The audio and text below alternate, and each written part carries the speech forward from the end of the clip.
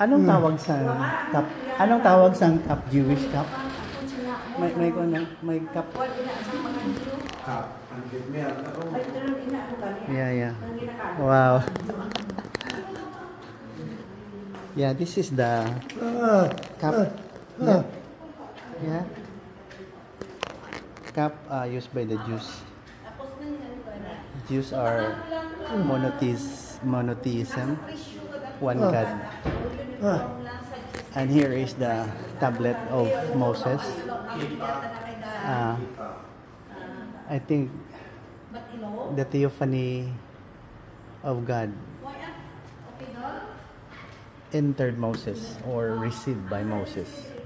And here is the law. Thou shalt have no other God before me. Thou shalt not make unto thee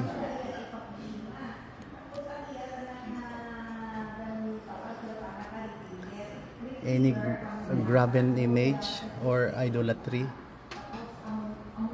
Thou shalt not take the name of the Lord thy God in vain.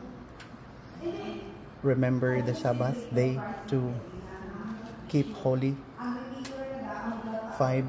Honor thy father and thy mother. 6. Thou shalt not kill. 7. Thou shalt not commit adultery. 8. Thou shalt not steal. And then 9. Thou shalt not bear false witness. Thou shalt not covet. Yeah, so there is really not only a warning, but it's really written on the tablet from the theophany received by Moses from God. So here's the Hebrew. Here. Po. The candle here. So these things are really true.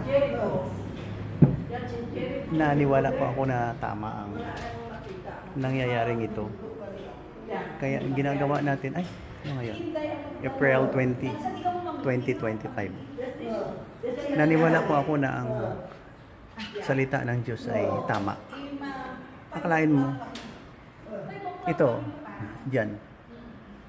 Huwag kang pumatay. Number 6. Number 7. Thou shalt not commit adultery. No lying. 8. Thou shalt not steal.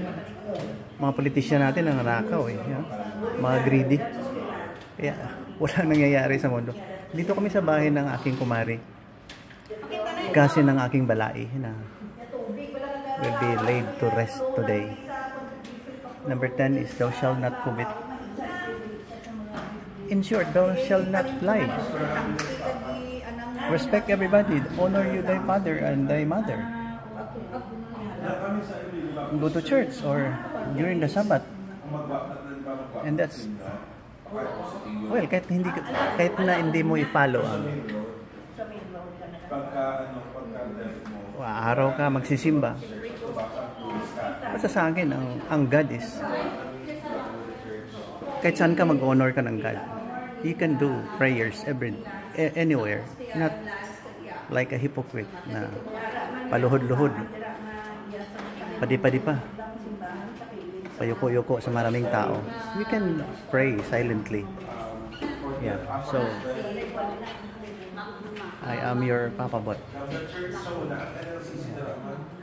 from Jerusalem, bahay ng aking balay.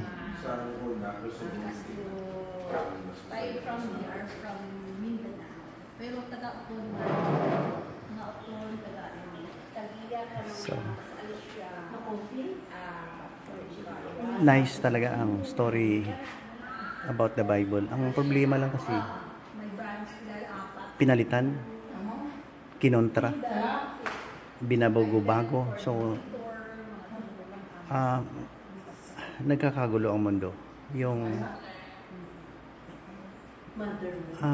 pinanganak nga ang Messiah after this, no, itong tablet. Sinabi naman ng mga prophet, si Prophet Isaiah, na ipanganak ang God to a flesh through a virgin. Nagkakatotoo. So may New Testament, kaya ako naniniwala po sa New Testament, kaya you cannot change my stand. I firmly believe the trueness or the God sonship of Jesus Christ, or He is a Messiah. So siya ng katawang ng Diyos o na ating Panginoon, nagkatawang tao. Kaya kung maniwala ka kay Jesucristo,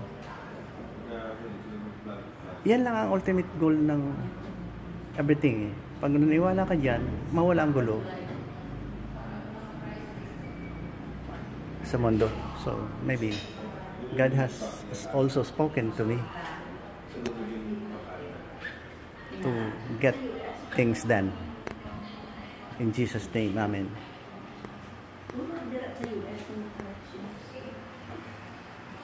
Diba sa Europe man? Ini sa kwan, ini sa ano gani ng lugar niya, yung datuan ni Mirda Marcos, mag-cross ka pa sa tubig na makadto ka na da. I cannot remember the place anymore. Danghay na yes. Itong lugar ni ano kaya ng baklan sa Sa Europe? Sa Europe pero sa Kwan sa